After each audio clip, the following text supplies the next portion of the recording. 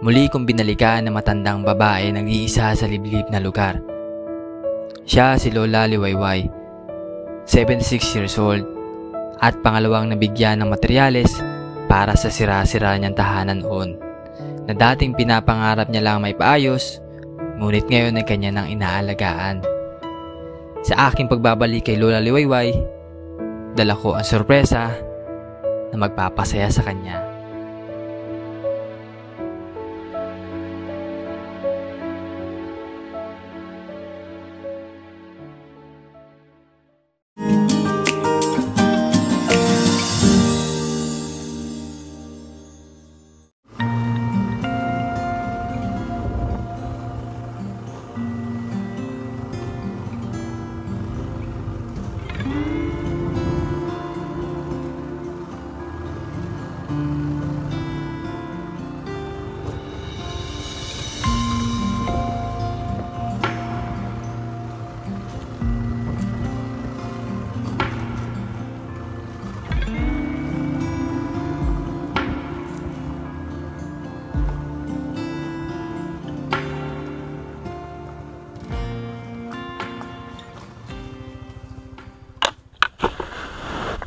Yan, so mga babayan, dito tayo kay Nanay Liwayway.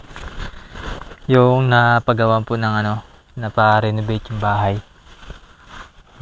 Bukas naman yung kanilang tahanan. So, kakamustahin natin si Nanay para bigyan na rin po ng ulam at konting groceries po. Yan. Thank you very much po sa ating sponsor na si Ma'am Betty na palagi pong nariyan para magbigay po ng tulong sa mga tao na kailangan po dito sa Oriental Mindoro. Binabati ko po kayo na Happy Valentine's Day po. Yan. At kay Macy's. Ay ko.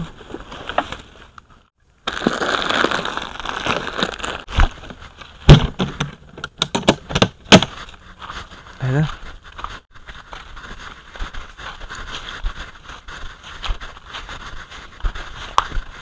Hi, Nay. Gandang hapon. Kain pala si Nanay. Kamusta ako kay Nay? Mabuti naman, praise God. Ano ulam niyo po?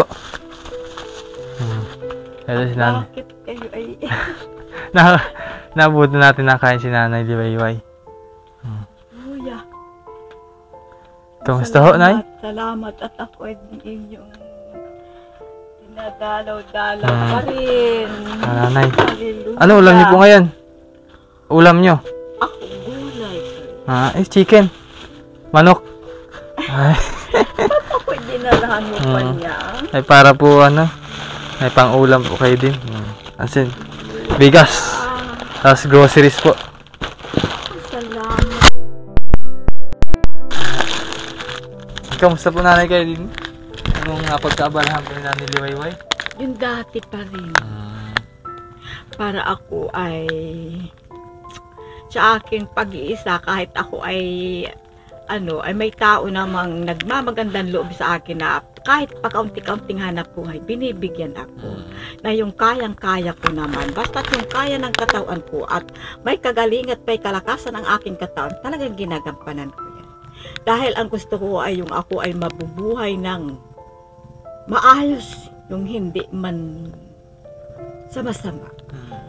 Pabali po kayo ay nagkakatay pa rin po ng manok. Napunta po kayo din sa kabila. Hindi naman ako sabihin araw-araw dahil ako'y gusto ko ring magpahinga dahil talagang kung ako nga lang ay talagang kumakapit ng malaki-laking pan, parang ako'y gusto na ring mamahay dahil taon na rin ang binibilang na ako ay nag-aano dun ay parang nasuko na ang aking katawan. Pero kaya pa naman. Nasuko na ang katawan. Parang itong kaya, mga baraso ko talaga ang dahil kaya po ng isip pero yung katawan ganun po. Pero sa ngayon dahil talagang kahit anong nararamdaman ko sa aking katawan ay talagang walang ibang tao na nakakatulong sa akin na yung mga kahanggan ko dito na basta't ako ay talagang kung ano man yung aking nararamdaman ay unang-una kong hinihingi ay ang kagaling at kalakasan sa Panginoon. Pero pinagkakalob sa akin. Opo. Dahil mayroon talagang nagsabi sa akin na ikaw ay maging totoo at tapat ka upang pag-uras ng pangangailangan mo ay mapapakinabangan mo ang mapapanginoon. Talagang totoo nga. Dahil marami na ang pagsubok na dumaan sa buhay ko dito ay talagang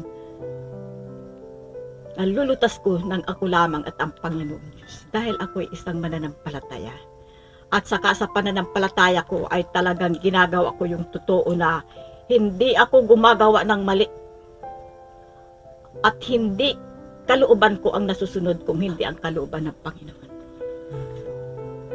Ay napapakinabangan ko naman. Ay, salamat sa inyo. Nung ako may isang totoo sa inyo na alam mo, 10 oras dito ng gabi. Opo. Bakit ako ay hindi makamulat sa sakit ng aking dalawang mata. At ang pakiramdam ko ay ang lalaki ng puwing at talagang hindi ko maimulat dahil sa luha. Naisip ko, paano ako mapupuwing? Ay ako naman ay tulog. Nagising na lamang ako sa sakit ng aking dalawang mata. Maniwala ka to, talagang sabi ko, pagagalingin mo po ako, Panginoon. Humingi talaga ako ng awa sa Panginoon. Ako talaga ay nanikluhod. At ang sabi ko'y hinaplos ko ito. Ang sabi ko'y lumayas kang nagpapasakit ka in Jesus' name. Hallelujah, hallelujah. Hinaplos ko talaga ng hinaplos. Ito'y unti-unti ko talaga naramdaman ang ginhawa ng aking mga mata. Kaya ako talaga ay matibay at naging totoo sa aking pananampalataya. Yun ang kinalakas ng loob ko dito na mag-isa. Na ako ay may Panginoon na talagang Alapitan po, ano? Okay lang po na. May Panginoon akong malalapitan, tumutulong sa akin. So, kahit May po tao nga at marami naman tao talaga ang pero una, yung bagang pagdating ng 10 oras ng gabi ay may kahanggan ako malayo. Kahit ako maghihiyaw dyan, hindi man yan mapapakinggan. Sa layo na yun. Ay talagang wala tuloy ako may mag-inaasa ko. Ay sa aking pag-isa nung isang gabi, bakit 10 oras ng gabi nakikita ako ng 2 ilaw dyan, ng 2 liwanag, na yung isang liwanag ay mapula-pula at yung isa ay maputing-maputi. Minamasdan ko naman kung ito ay tao, wala namang kaikibok-kibok. At saka yung ilaw, yung liwanag ay hindi nagbabago. Sabi, talagang mga puro palaisipan ang binibigay sa akin ng Panginoon. Subalit, wala akong ibang inaasahang mag-aayos ng buhay ko kung hindi ang Panginoon. Ay, hindi ko alam kung ano yung naging maputing liwanag na yun. Minamasdan ko wala namang kakibok-kibok. Basta noong siguro may kalahating oras na aking pinanuuran. Lumabas at talagang po ako yung natatakot. Lumabas po kayo dito? Sinilip ko lang to dito. Nakita ko yung kislap ng liwanag. Sabi ko, wala naman tao. Ay, bakit ito'y nakapirmi ang liwanag na yan? At bago yung liwanag na parang mapula-pula, ay maya-maya may kumislap na maputi naman liwanag, magkaharap sila. 2 beses pinakislap yan. Ay sabi ko talagang sabi ko, Panginoon, Panginoon, paalisin mo na po talagang ako ay, siyempre, mag-aisip ka ng hindi mabuti, parang matatakot ka rin. So, ayan ay nawala na parang hangin. Hindi siya common na nakikita. Hindi naman tao, hindi naman nagalakad, hindi naman nagabago. Ay bakit yan ay anong tagal? Siguro may kalahating oras. Kaya dito sa akin pag-iisa dito, marami ko na ang naranasan talagang siya parang nagpapatibay talaga ng aking pananampalataya na napapakinabangan ko. Pero una ay Diyos, pangalawa sa tao talaga. So kaya maganda rin balikan si Nanay Liwayway kasi maririnig po natin yung mga ganitong kwento na papatotoo na hindi ka nag-iisa sa buhay. Ano? At ako pati ay talagang ako ay nagsasakripisyo sa Panginoon. Kahit ako ay walang magawa. Basta yun ay pinaglalaanan ko ng oras at ng araw at oras para magampanan ko yung aking kung talagang kailangan mo. Huwag mong kakakalimutan na paglingkuran ang Panginoon. Laang talaga nagpatibay talaga sa akin pag-iisa. Ay sa dami pag may mga naparito'y parang ako ay pinapahina nga ang loob. Parang ako'y tinatakot pero hindi. Hindi ako natatakot. Sabi ko, Hindi ako nag-iisa. Yun ang aking paniwala sa sarili ko. Pero minsan po napunta dito po yung mga anak po ninyo. Naparito. Naparito. Naparito, mga naparito naman sila. Kaso mo nga lamang, ay di, Saglit lang po. Kasi may mga pamilya pag rin po na. nagkamaghapon, ay naalis na uli. Mm. Ay papaano ay sila rin ay may mga gawain, may Opo. mga trabaho din. Mm. Ay sabi ko ay ako ay habang ako ay may lakas, magpapakabuhay ako. Yung kaya ko pang pagsakripisyuhan ang sarili. Ako, salamat sa inyo. Ito po ang inyong grocery. Sa amin naman yung iyong mga dala-dala. Ayan.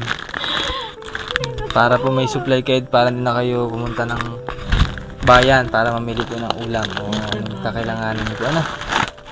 Ako, talagang walang tawa ang pagpapasalamat ko sa inyo. Talagang hindi ko akalain na sa buhay ko ay maranasan ko ang ganito. Deserve niyo na, deserve po. Salamat. Dahil mabait kayo ay binibiyayaan tayo ni Lord. Ayun na nga ang aking kayo, ang Diyos at kayo na mga tao ang talagang unang tumulong sa akin. Talagang hinipo kayo ng Panginoon talaga. Hindi ko akalain niya sa buhay ko. Yung kahilingan ko sa Panginoon. Sa bagay, matagal na ako hinihingi ko sa Panginoon. Paano po kaya ako, Panginoon, sa pagpaayos-ayos ng aking dingding ng bahay? Panginoon, ay talagang wala po akong inaasahan. Talagang hiningi ko yung kalooban niya na ako pagkalooban.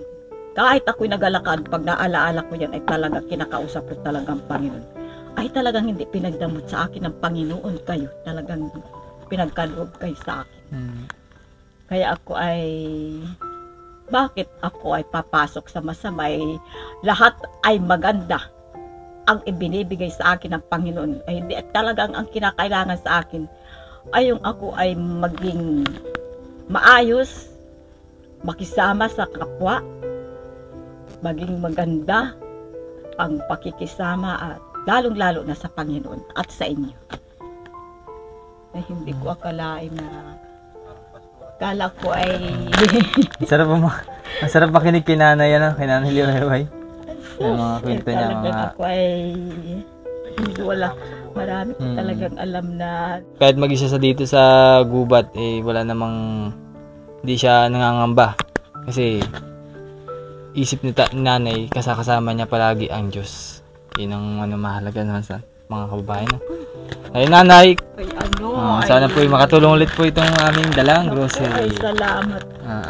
Maraming sa inyo. Sana ay patuloy kayong bigyan din ng kabaling at kalakasan ng katawan at kayo ay ingatan sa inyong paglalakbay.